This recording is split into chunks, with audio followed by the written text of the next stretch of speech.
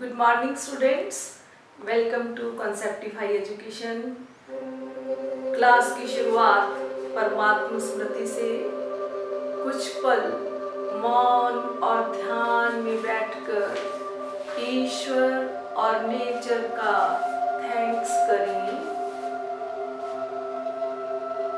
शांत और एकाग्रचित होकर बैठें।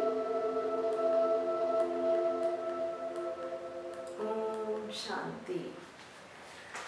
तो स्टूडेंट्स, आज का अपना टॉपिक है लेसन 13 का एल्कीनो में ज्यामितीय समावयवता। स्टूडेंट्स, इसकी परिभाषा क्या है उसको समझने से पहले मैं आपको केवल बहुत आसान तरीके से केवल कागज और पेंसिल की सहायता से समझाती हूँ। देखिए, मान लीजिए अपने पास ये दो कार्बन एटम हैं।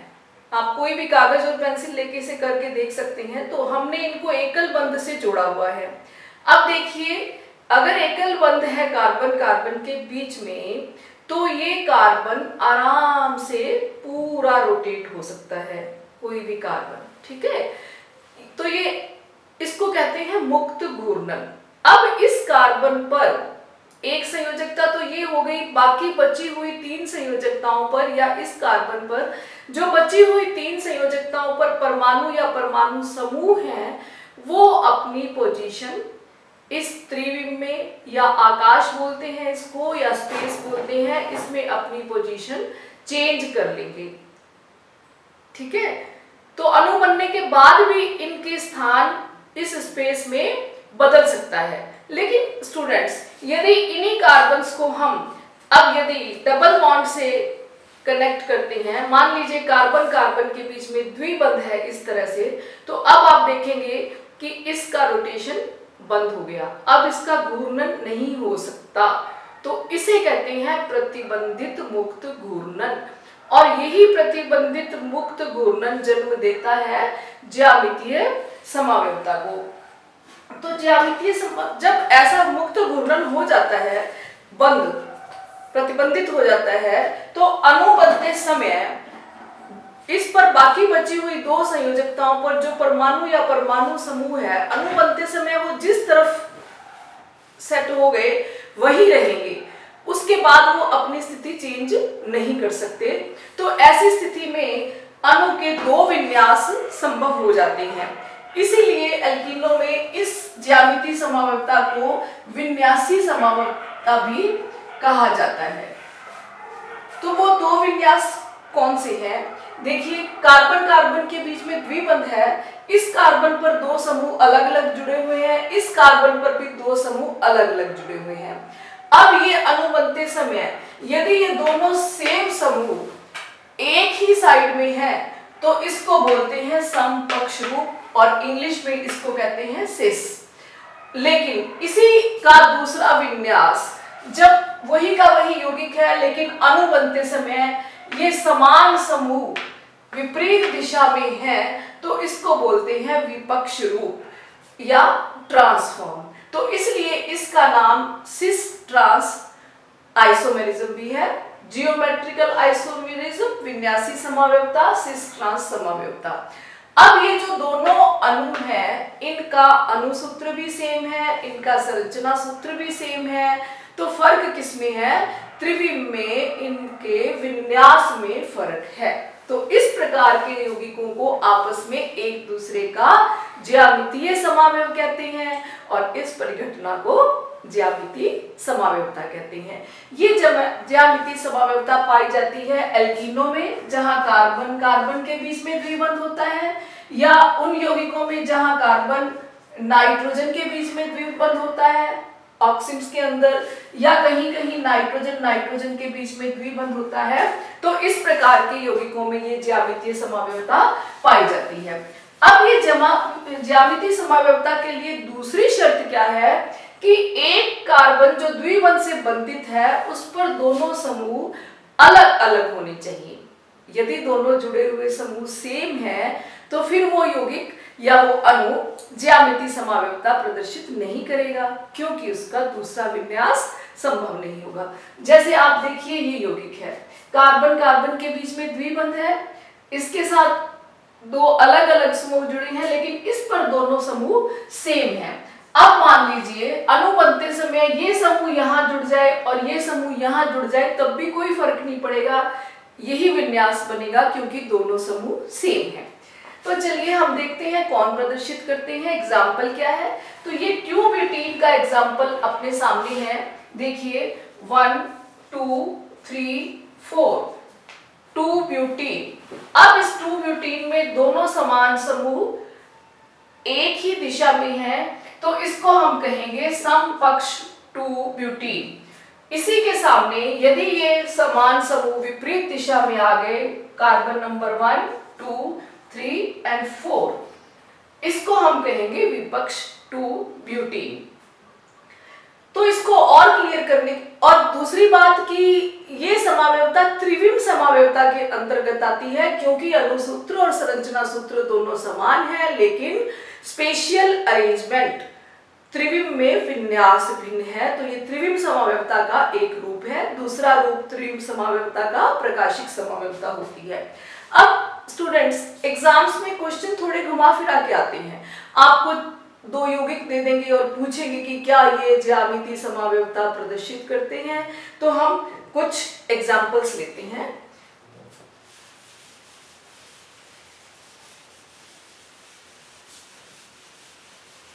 देखिए हमारे सामने ये 4 यौगिक लिखे हुए हैं, हम इनको 1 बाय 1 लेते हैं कि क्या ये ज्यामितीय समावयवता प्रदर्शित करते हैं, जिससे आपको क्लियर हो जाएगा कि किस प्रकार के यौगिक ज्यामितीय समावयवता प्रदर्शित कर सकते हैं।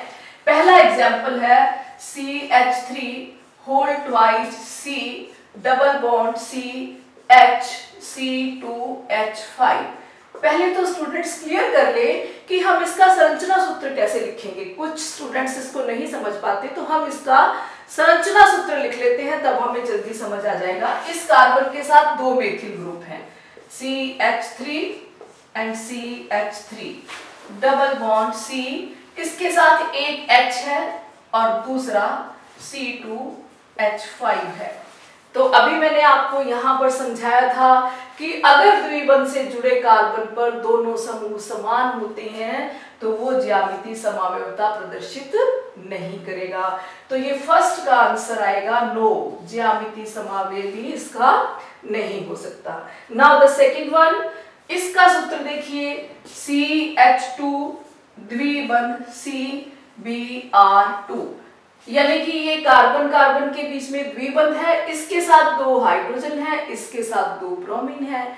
तो इसको अगर हम खोल के लिखेंगे तो ये H और यहां पर Br, सिंपल, अगेन सेम, एक ही कार्बन पर दोनों समूह समान हैं। तो ये सेकंड वन का आंसर भी होगा नो, यानी कि ये भी ज्यामितीय समावयवता प्रदर्शित नहीं करेगा। अब हम तीसरा यौगिक लेते हैं। एग्जाम्स में स्टूडेंट्स ऐसे ही क्वेश्चन आते हैं कि थोड़ा सा जिसमें हमारी अंडरस्टैंडिंग हो, परिभाषा तो हम रट लेते हैं, ये अंडरस्टैंडिंग लेवल का है। अब ये देखिए तीसरा यौगिक C6H5 CH double bond CH and CH3। फिर से हम इसको संरचना सूत्र लिख लेते हैं। कार्बन कार्बन के बीच में द्विबंध है, इसके साथ साथ आपको खोल के संरचना सूत्र भी लिखना आ जाएगा। इसके पास एक C6H5 है और एक H है, इसके पास भी एक CH3 है और एक H है। तो पीपल आप देख रहे हैं कि देखिए इसके पास दोनों समूह भिन्न भिन्न है, इस कार्बन के दोनों समूह भिन्न भिन्न है। ये समूह आपस में सेम नहीं होने चाहिए, ये और ये सेम हो तो कोई बात नहीं। अब ये देखो इस कार्बन का H और इस कार्बन का H समान समूह एक ही साइड में है, तो ये कौन सी फॉर्म होगी? Cis form. कौन सा विन्यास हो गया? समपक्ष विन्यास। अब इसी का दूसरा विन्यास क्या बनेगा?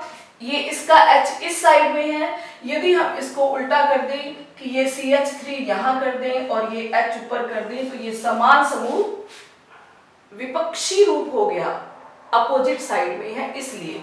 तो ये थर्ड का जो आंसर आएगा, यस, ये ज्यामितीय समावयवता शो करेगा।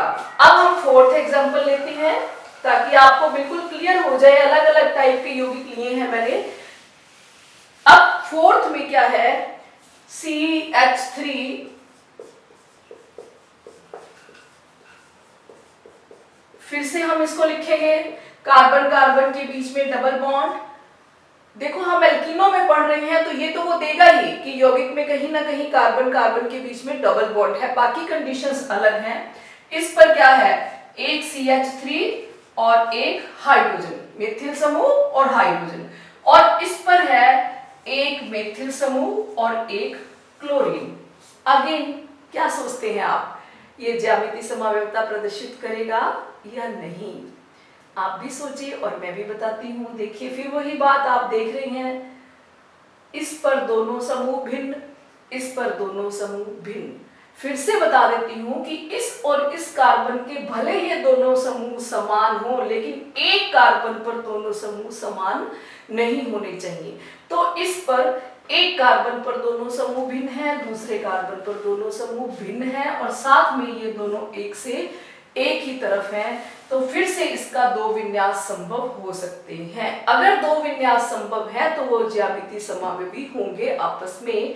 तो ये एक तो ये हो गया, आप देख रहे हैं ये कौन सा रूप है, समपक्ष रूप। और दूसरा, अगर हम इसको अपोजिट कर दे, जब ये इसके सामने इधर आ जाए CH3, आप अलग अलग लिख के देख लेंगे, और ये आ जाए Cl, तो ये फिर विपक्ष रूप हो जाएगा। ठीक है, ऐसे ही आप और यौगिकों की प्रैक्टिस करेंगे और इन चारों यौगिकों का IUPAC नाम लिखेंगे। ये आपके लिए होमवर्क है। तो ये ज्यामितीय समावयवता के कुछ क्वेश्चंस की आप प्रैक्टिस करेंगे। Okay, stay home, stay safe. जय हिंद, जय भारत।